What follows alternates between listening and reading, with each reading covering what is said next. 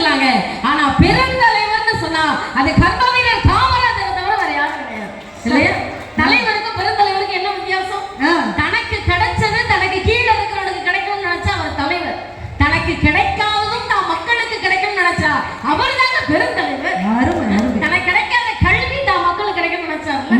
இப்ப என்னவா பிரச்சனை? பெருந்தலைவரை பத்தி ஒரு பெருமையான ஆள் பேசினாதானே நல்லா இருக்கு. இப்ப என்னவா பிரச்சனை? அவருக்கு இவருக்கு சார் நேரம் உட்காருங்க சார், அது தையல் புரிஞ்சிடும், நேரம் உட்காருங்க.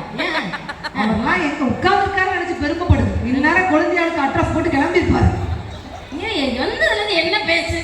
ஆனா நான் ஒரே ஒரு கோரிக்கை வச்சுட்டு நான் பேச ஆரம்பிச்சிடறேன். சொல்லுங்க. விழா கமிட்டியார் ஐயா எல்லாரும் உட்கார்ந்துருக்கீங்க. அக்கா நான் ஒரே ஒரு கோரிக்கை வச்சுட்டு நம்ம தலைப்புக்குள்ள போயிடலாம். நீங்க தலைப்பு என்ன வேணா போடுங்க ஐயா.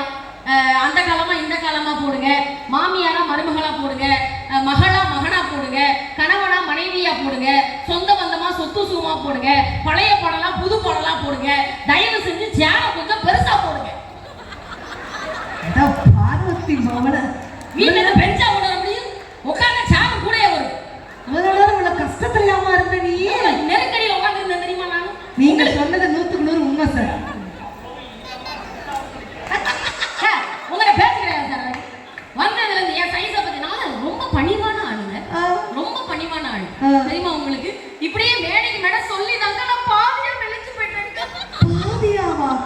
இதுவே பாதினா அப்ப மீதி அது டாடா ஏசில வந்துருக்கு.